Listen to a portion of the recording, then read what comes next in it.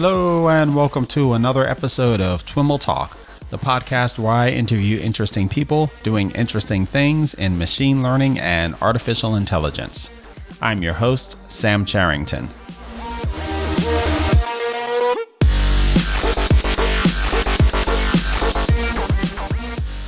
Today we're joined by Marisa Boston, Director of Cognitive Technology in KPMG's Cognitive Automation Lab. Marisa and I caught up to discuss some of the ways that KPMG is using AI to build tools that help augment the knowledge of their various teams of professionals. We start out with a discussion of knowledge graphs and how they can be used to map out and relate various concepts.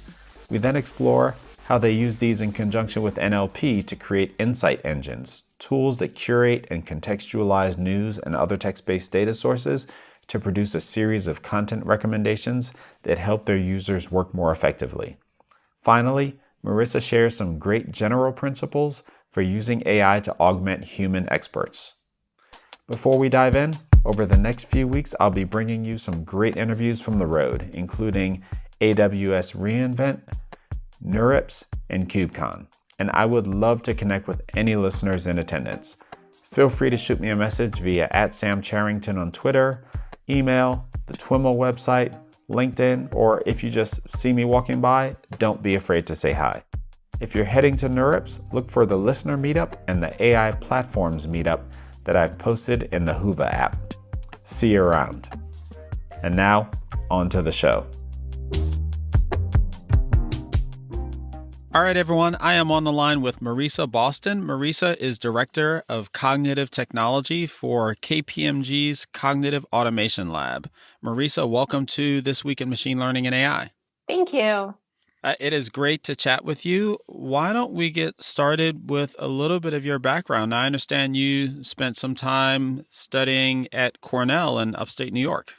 That's right. I did my PhD at Cornell. My area of focus was computational linguistics, which is a mouthful, but it's essentially building out basically computational models of how humans understand sentences was the work that I was doing. And so it was a really interesting way to take technology and try to see how we can investigate scientific matters, like, how the human is understanding language and things like that. And in your work there, were you focused primarily on traditional linguistic models, or were you working with statistical models?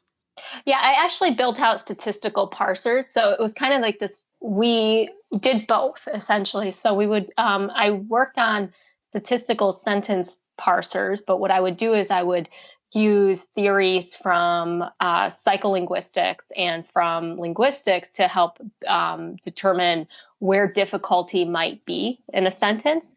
And then I would actually test if that difficulty is coming through in the same way for the human as it would be for the computer, based on how I encoded those, both the linguistic structures and the psychological theories as well. Oh, interesting. And after your PhD? After my PhD, I decided to go into industry research. I went to Nuance Communications, where I worked in their AI and NLP labs, and that was really fun. I got to do all sorts of things. I worked on the original Watson system, helping to tune it to healthcare. And I worked on other types of question answering and textual inference systems, and also virtual assistants for customer service centers. And then you moved over to KPMG, right? I did. I ended up moving out of tech, and I wanted to go into more of a consulting firm and a professional services firm, because I wanted to get more of a sense of how we can build out the appropriate environment for these technologies, and how we can and what are the business models that can support them in order to ensure that they are actually being used appropriately.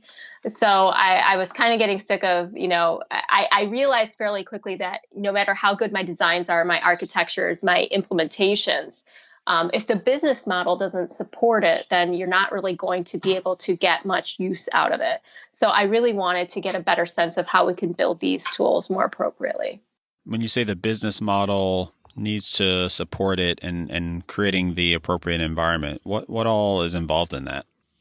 I think it really comes down to, first of all, having the appropriate boundaries. So one of the things that interested me about coming to KPMG is that they're an audit firm, audit and tax accounting, and so they have a lot of regulatory pressures on them. And I find this interesting because a lot of times in tech we think that we have to invent everything, and I think that usually this leads to some kind of a Wild West mentality in terms of what technologies are out there and whether they're appropriate or not. And I was really interested in seeing what kind of human boundaries might be there in terms of regulations and in terms of the types of technologies we can actually provide. So that was one thing. The other thing is that, in a lot of ways, it teaches you to be an ambassador, not just for what the technologies can do, but also what the technologies can't do. And you start to be able to ask the question of whether these technologies should be employed in this way, or is this really going to, I find in tech often, everybody's going after accuracy or specific requirements along those lines. But instead, when you're at a professional services firms, you start to think about things in terms of more human metrics, like, are we actually leading to higher quality? Things like that, that I think is really key in helping to understand things. And finally, I do think that it's about helping the business transform digitally so that they can help support these systems. So just like anything else, I mean, they need the appropriate data, they need the appropriate improvement methodologies so that they can go forward and actually, you have all of this beautiful technology and all these beautiful methods. Can you actually implement them, but then also improve them so that they can realize their real potential?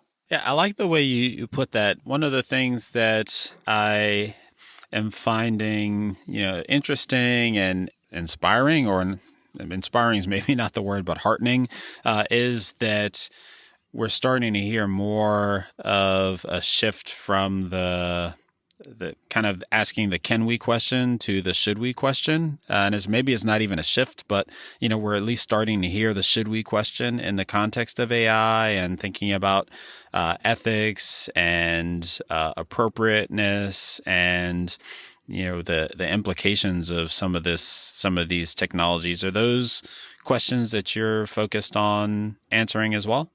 Yeah, and in fact, KPMG, even before I started, was already going down this line. So their backing in data and analytics has always been around the trust aspect, right? Mm-hmm. And really about the fact that their clients employ them not for efficiency or something along those lines, but really for trust.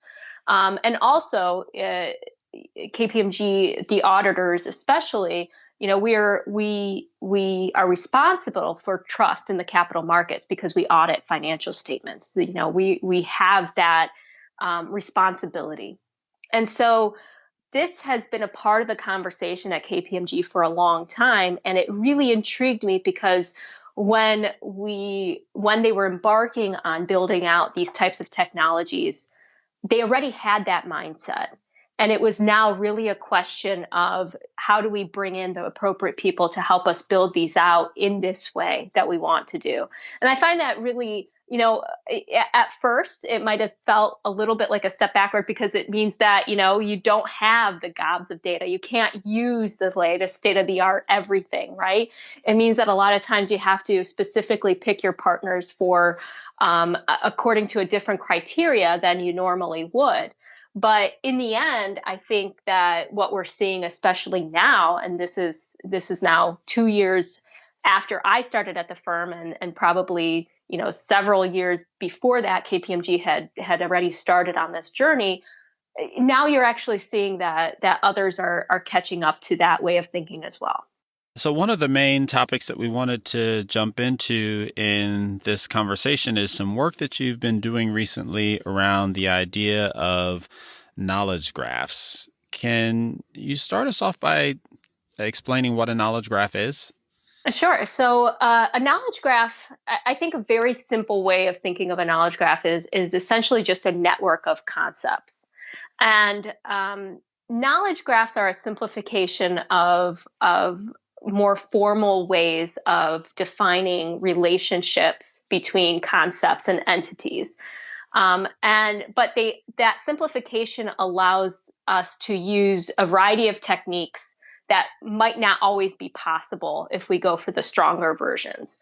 And so at KPMG, for example, we have a lot of processes and a lot of expertise and knowledge that we want to have encoded in a way that we can make use of. And a lot of times it's already been put into something like a taxonomy that someone somewhere in the organization has to keep up to date in some way. And what we try to do is we've also hired ontologists to come in and not only help formalize that knowledge in a way that's actually a little bit better, but we also take that kind of stronger version and we simplify it into knowledge graphs to allow us to, for example, take our knowledge about one area and apply it to a knowledge about another area, or take internal knowledge and apply it to external news, for example. So we use knowledge graphs to be able to take our internal taxonomies, ontologies about client issues, and be able to map them to news that is out there. And the knowledge graph is actually a much easier way to do this than a more formal method. And it also allows us to work with a variety of news vendors that are already using these types of technologies. So when I think of things like taxonomies and ontologies, one of the first things that I think of is this idea of knowledge management. It's an area that I did some work in a long time ago. Knowledge management and document management, that's a kind of a mature space unto itself. Where does cognitive come into all this? So it is a mature place, a mature space. Those technologies are mature, but that doesn't necessarily mean that everybody has implemented them appropriately and that implementation extends across the whole enterprise. And so one of the things that we found, and I admit this is not my specific area of expertise. This is, we have others within my lab even who have years of expertise in this area, but I've had the opportunity to work with them.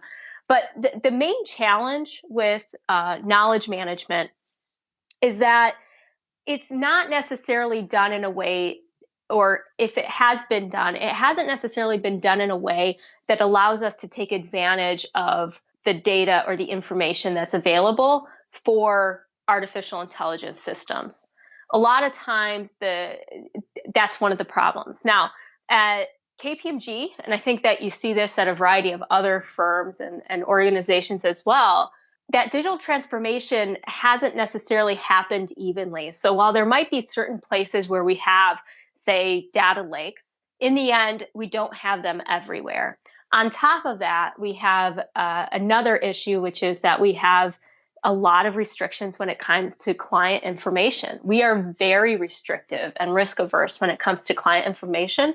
And so a lot of the processes end up being manual because of that.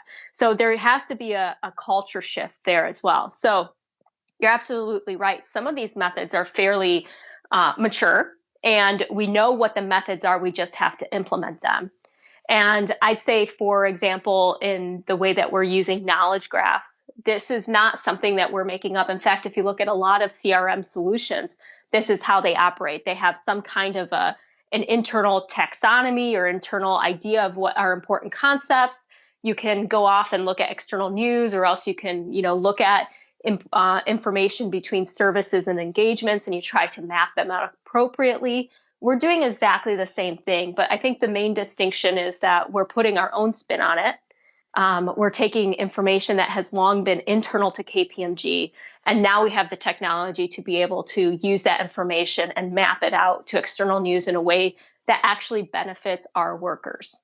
You're taking advantage of these techniques that have matured under the banner of knowledge management. Are you also then incorporating in artificial intelligence and cognitive technologies? Well, presumably you are. Is that correct?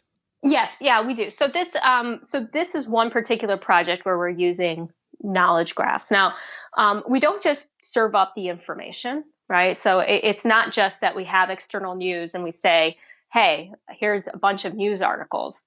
we actually do this in a way that allows us to contextualize it according to specific recommendations that will help our account leads. So we have information about the services KPMG offers. We have information about previous engagements. We have information about the clients. We have now external news, and we're able to use the knowledge graph to try to map all of these appropriately, and then also try to see what are the top recommendations we have for services. And then we use our news articles or previous engagements as support for that. Right. So it's kind of like evidence for why we're giving this recommendation. And all of this, so not just the ability to use knowledge graphs in this way to be able to map across all of these different areas, but also the recommendation engines use a variety of techniques that, whether it's kind of difficult to say where they fit in, right, to AI, but they're within the context of general machine learning and general practice. It's more a question of how do we apply it to our specific business. Maybe let's take a step back and kind of put a fine point on this project. You are essentially building up would you call it a dashboard for these account managers that helps them kind of stay on top of news that affects their clients? Yeah, exactly. So this is kind of an additional insight engine that we provide to our account managers. And one of the things to take into account is that especially when these systems go live, we would put this up and, our top account managers say for our, our top 100 or 200 accounts, right? These are people who really know their clients. These are people who really know what's going on. They're reading the news and they have their own intuitions. These are our top experts in terms of what's important. Now, this system is likely not going to provide that much insight for these top accounts where we already have a lot of people looking into this and a lot of this information isn't missed.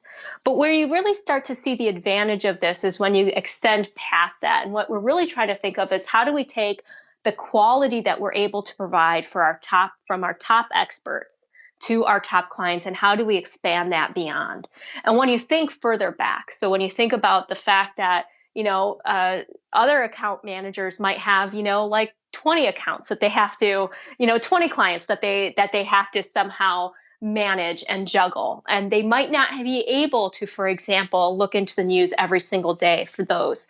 At that point, you start to see why this kind of a recommendation engine might help us find things that we might have normally missed and help us expand our quality beyond what we're currently able to provide to only a few clients. Right. Well, I can relate very personally to the challenge that you're trying to address here, just in my own role as an industry analyst and someone that needs to stay on top of not just kind of what the large vendors are doing in AI, but what the smaller vendors are doing, what the major technology platforms and frameworks, and there's just a ton of information out there. And, like you said, I've got some kind of go-to sources and some go-to feeds that, and tools even that I can rely on to help me stay informed. But I am often, almost daily, wishing that I had something that was smarter, that was more intelligent, more connected, more tied into the things that I need to stay on top of, that could be almost like a personal agent, a personal assistant, a dashboard that surfaced all of the things that I needed to know, but also push down the things that aren't as important for me, and was able to learn the difference between the two over time. Exactly. And I think there's two important things of what you're saying there. One is, I think, just the process of understanding how to encode the expertise that you have, right? So the process that we have our experts go through, like especially with our chief ontologist, in terms of being able to better hone what are the important concepts, how are they doing their jobs right now, how do we take that important information and how do we build out exactly what those intuitions might be. I think that's one really good thing that comes out of transforming, say, your yourself do as an analyst into something that could be more like a digital process, right? Then the other thing, as you're saying, is absolutely once you have that, you can really start to play with how do we start thinking about how we can expand the quality. You want to be able to focus your attention and your top quality to the best things. And this really gets into the expert augmentation space, which is a key tenet of how we approach building these systems at KPMG for, say, our auditors, right? You want to be able to take your expertise, try to be able to go out and discover as much information as you can, but then also allow the human to come back and make conclusions on that. And hopefully through the process of there would be an iterative process where you would be training, say, this assistant. We try to make it out so that it would be more like an intern at first, right? So what could you expect of your intern? We try to get our systems to a level where on day one, they'd be kind of like an intern, right? But hopefully through the process, we would improve it to the point where they could become relied on more and more. And that's really what you want to get to. I love that. I love that idea. So what are some of the technology pieces upon which you built this? You mentioned Watson earlier and working with some of the first Watson technologies for healthcare. Are you using Watson in here as well? So we had originally done, I had previously done work with Watson, and now with a lot of the work that we're doing at KPMG, some of it goes with IBM products and various things in Watson. Now, this particular one, the original prototype was with Watson Company Analyzer, which was they had bought Alchemy News, which was a news service, and they were essentially doing this. They had a knowledge graph. Alchemy News had a knowledge graph of news articles for the news, and they were able to deliver content in a specific way. And what we wanted to do is their knowledge graph wasn't quite as extensive for financial services or for the information we had, right? So it was definitely good because it allowed you to have a general view of news, which is something KPMG can't have. We don't have that kind of taxonomy, but we definitely have much more specificity when it comes to client issues with financial services. And it turned out that being able to map those two across was not working out very well. So what we ended up doing was we ended up bringing it in-house, and we've played with Watson Discovery Services and using that here. We use Watson Knowledge Studio for entity extraction. And the actual knowledge graph and the reasoning components actually aren't Watson components right now, but that was mostly because of just the difficulty and making sure that our IP stayed ours and their IP stayed theirs. So it was more that kind of a concern. Oh, makes sense. And so what is the Watson Discovery Service, and what's the role that piece plays for you? So Watson Discovery Service is where IBM has put a lot of their search works recently. So they used to have something called Retrieve and Rank, and they've built out Watson Discovery Service to be kind of a much stronger search engine. The advantage is that you can use Watson Knowledge Studio, so entity recognition. You kind of can train your own entity recognizers. You can do a search over, it allows you to index. It allows you to create a ranking engine over what's searched, and it allows you to build out queries. It's kind of like a big search interface. But they also call it the Discovery Service because they've also expanded that so that now you can kind of there's also an interactive quality. So it's not just the delivery of a search engine, but there's also an interactive quality in terms of your being able to look through your data and find insights from it. So they've combined a few services through it. And so how does the Knowledge Studio interact with the Discovery Service?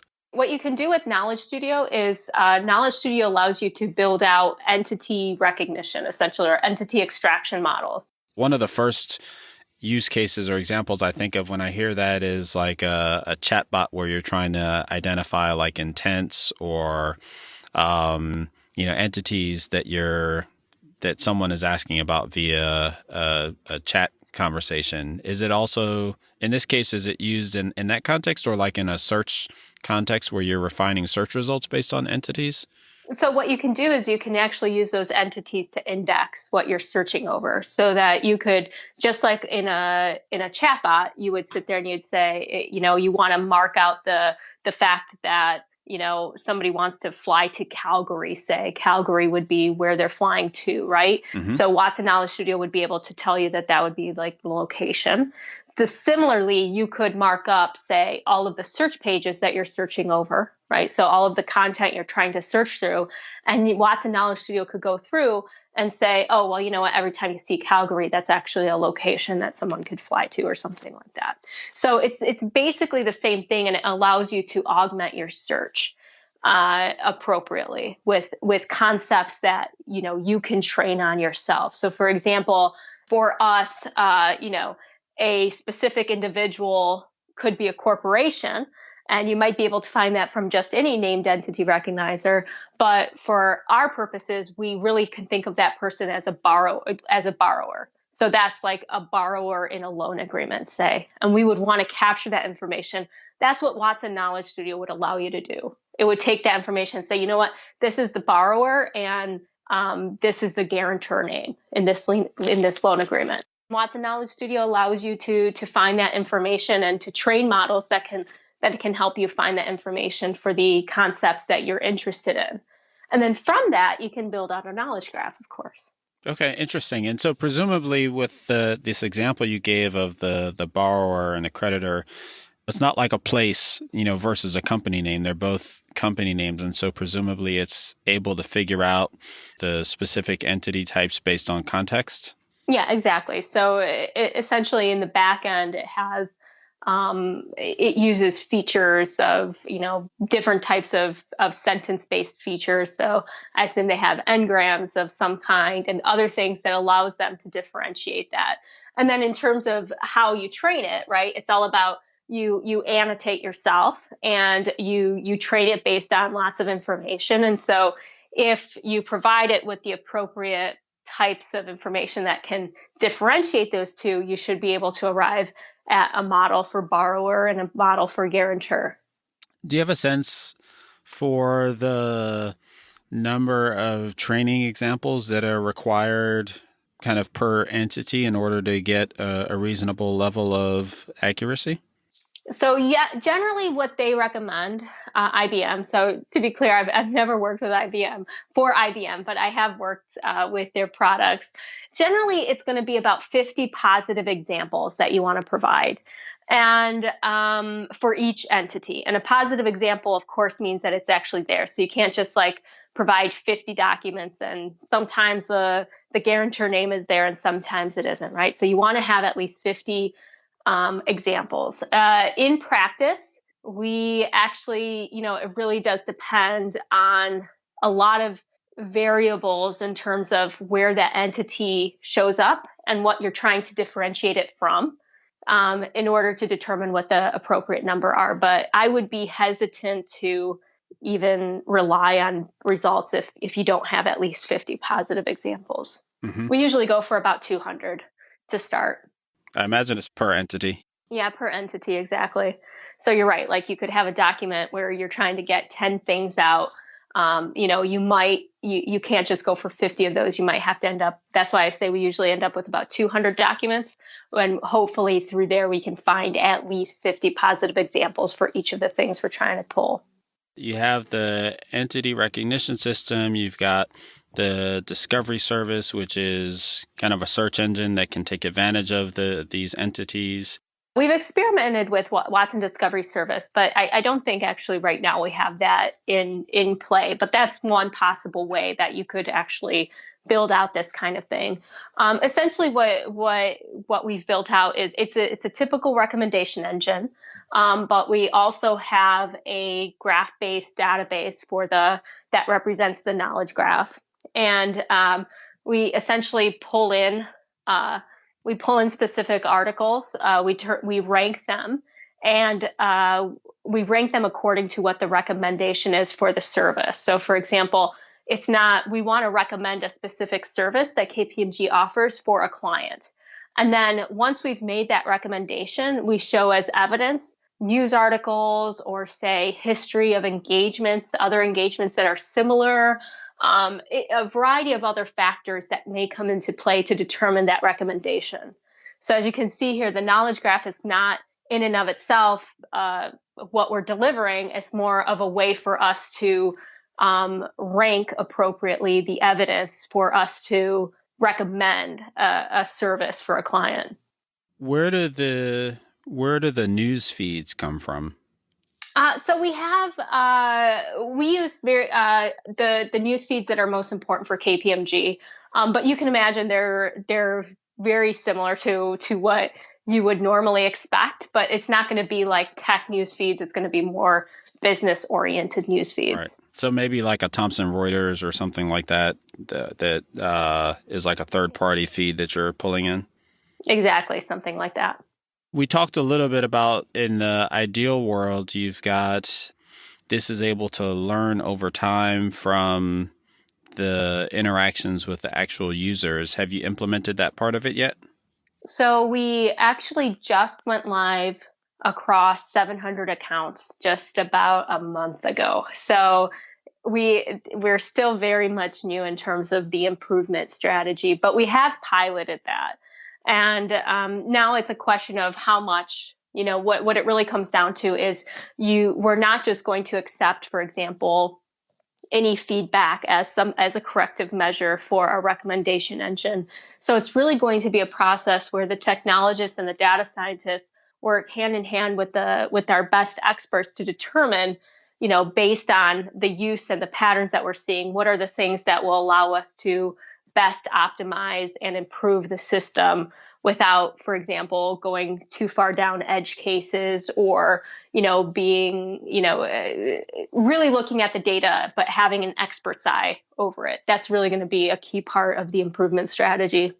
You mentioned the entity recognition piece, and I recently did some work with actually a group of accounting firms, talking to them about AI and its implications in that space. And one of the use cases that came up quite a bit, and KPMG has been very active in this area as well, has been using natural language processing for document and contract review, and in particular, lease review and lease abstraction. There's been some recent regulatory changes that go into effect the beginning of next year, I believe, that change the way leases are accounted for. And many of the firms have jumped on AI as a way to automate the review of, in some cases, tens of thousands or hundreds of thousands of leases to figure out what the terms of those leases are. And this concept of entity recognition plays pretty heavily in that whole use case. Have you been involved in any of the work on that type of application? Absolutely. Yeah, you're absolutely right. So the changes in IFRS 16 are what are causing everybody to kind of go around in a panic here about this.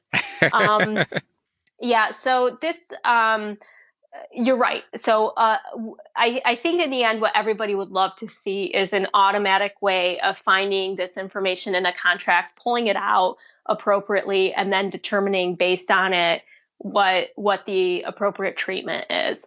And KPMG has a few different options. So one thing is we have the KPMG leasing tool, which is really once you have the terms and all of the options and all of this information out of the lease, it's able to tell you what the appropriate treatment is. But one of the difficulties is that it's actually a manual process to go from the contract itself, the language in the contract, into an understanding of that contract to the point where you could actually say extract entities or facts from it in a way that would be meaningful input into the KPMG leasing tool or any other, let's call it calculator of what the appropriate treatment would be for the leases. Mm-hmm. So this lease abstraction, or we call it extraction work, is something that my group has been involved in. And actually, there's a variety of groups who are involved in it across the firm with a variety of different ways of doing it. So We have people who are going after this from a very specific, delivery model where, you have 10,000 leases and you want this particular, just a few entities abstracted from them. Then we'll be able to deliver something that gives you like a spreadsheet of all of that. Now, the work that I've been working on has been more, I'd say more at the managed service or more at the expert augmentation level, where I haven't just been focused on lease contracts. I've been working for the past few years on trying to build out a contract reading tool more generally for auditors, where the idea is that I'm coming from the perspective that the facts that have to be extracted actually require a significant amount of human interpretation. Like, so usually with extraction, you have, let's say, an entity, and it's fairly easy to pull that string out of the text. And then it's even better if that's the exact string that you would want to use further down the process, like whether, input it into an Excel or put it into a calculation. But generally, there's some level of human interpretation in terms of taking that, say, entity and applying a calculation or resolving it in some way so that it's meaningful later on. And my feeling, especially when you look across the space of contracts, is that, maybe about 20 to 30 of these entities and leases are fairly easy to extract. But just based on the differences in language around real estate leases versus equipment leases, for example, it's very difficult to build models once you get beyond those 20 and 30. And a lot of times you do have to go beyond that to build out the calculations appropriately. So we build out expert augmentation systems for our auditors where it helps them find the information in the original document. When we're able to find it, we take them there. When we can't find the exact information, we try to take them to where in the text we think it is. And even better, when it's something that requires several pieces of text that need to be resolved, we try to bring them to all of that text so that they can resolve it more appropriately. So we don't we really keep our knowledge workers in the system. This is very much expert augmentation for a managed service, which means a human's always going to be the person who's the ultimate arbiter. We're not really looking for automatic extraction. But there are other parts of the organization that are using very different techniques in order to be able to do that as well. Can you give us a specific example of where you need this expert's perspective to fully resolve an entity? Yeah, I think a lot of it comes down to, sometimes you have to determine, for example, what is I'm thinking of service contracts, but there are other contracts where you have specific terms and you have to think about the frequency of something. A lot of times the way to determine the frequency usually involves a few different areas where they'll name a specific frequency, but then later on they'll say, except in the case where you have this, in which case it goes to this other type of frequency. Well, this is exactly the kind of thing where when you look at what the input to these calculators are, it's going to be something like monthly. When you look at the text, it requires a significant amount of human interpretation to get from, say, 3 paragraphs to be able to determine that it's actually monthly for this specific period. This is the kind of thing that I'm thinking of as being somewhat difficult. Now, you could argue that these might be edge cases, and it could be when it comes to the IFRS 16 changes, right? So I'm thinking about this from the perspective of auditors who have to go through a lease and find all of the information very specifically. They can't miss information, right? It's a different perspective if you're looking at this from the advisory case where it's kind of like, I got 10,000 things to go through, like just find me, the top 10 and then I'll figure out what to do with the rest. Just I need to do this quickly. So it's a different use case. But I come at it from the perspective of the auditor and helping them not miss information, rather than just trying to get the information as quickly as possible.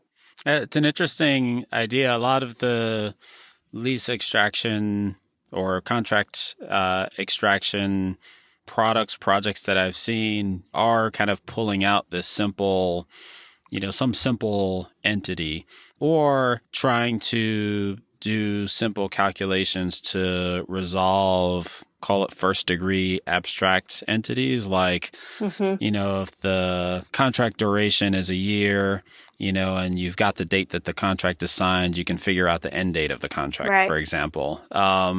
But it does strike me that I definitely can see how in some scenarios, what you really need is to pull out the rules themselves, because that's what the person who's going to end up reviewing this, needs to be able to think about, are the different, scenarios, and even the representation of that. Like, how do you stick a rule into an Excel, set? Yeah, exactly.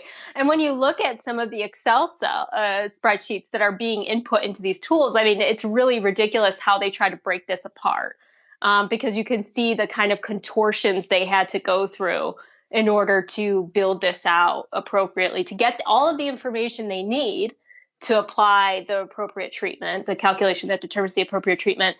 And the fact that there's a lot of complexity there. I think that it's important. And I should say, for the easier entities, we're doing the same thing as everyone else. We're using entity extraction, and we're doing fairly well with it. But the difference is that we want to be able to provide a tool or tooling that allows our auditors to read any type of contract and find the appropriate information. And I think that's a slightly different take on it. But yeah, believe me, everyone in KPMG, well, a lot of people in KPMG are very much interested in what the appropriate way to do this is. And I think it really does make sense for KPMG to have a variety of business models depending on what the client needs. Absolutely. And as you well know, not just KPMG. Right. Yeah, exactly. Interesting. So I'm curious, as we maybe start to wrap up, like, a lot of what you are focused on here is this idea of expert augmentation or augmented intelligence, however you want to describe it. Are there some general principles that you've taken away from the various places that you've worked to use AI to augment experts? Yeah, I think so. I mean, I know that there are some tenets that I really feel strongly about in the systems that I design and that I try to push for. One of them, I mean, it comes back to what we had discussed early in the conversation. It really is about the appropriate way to codify knowledge and expertise, and finding the best way you can do that. And I think at KPMG, what we've learned is that we try to employ various techniques, but we really want to make sure that we use the best possible technique for posterity. So we do use ontologies, and we try to encode our information in ontologies as much as we can. But at the same time, we try to extract away from those or simplify those when it's needed for a very specific technical implementation. So we understand the limitations of both, and we try to be able to use them appropriately in the right contexts. The other thing that I think is really important is I'm very interested in the type of human that we are augmenting and the role that this augmentation has. So I think that it's very different building out systems for efficiencies versus building out systems for quality. And I personally have always kind of been intrigued by expert augmentation for quality. So like I said, this might come back to the fact that I was working on Watson for healthcare originally. And that's one of the driving questions, right? You don't necessarily, you want to make a doctor's life easier, but so that you can increase the quality of what they're able to provide. Right. And so it's very similar for me. I really think about the fact that our end result, for example, when we're looking at audit, is not to misinformation. That is the biggest risk for audit, is we have to be able to say we've looked at all the information, we're able to deliver the appropriate opinion based on it. And I find that is a very intriguing way to build out these systems. And I really want to make sure that the knowledge workers are in that system and are being there to train the system appropriately. So I talk a lot about machine teaching versus machine learning, and this whole idea of having the system as kind of an intern at first for our engagement teams. This is the kind of thing that I think will help us build out the next generation of systems, because in the end, there are few of these experts. I'm not working with, like, say, in the consumer space where we have millions of users. In the end, there might be only a handful of experts in the world with this particular who understand this. And so how do we encode that information? How do we capture the decisions they're making? And how do we make their lives easier so that they can, in the end, deliver higher quality decisions?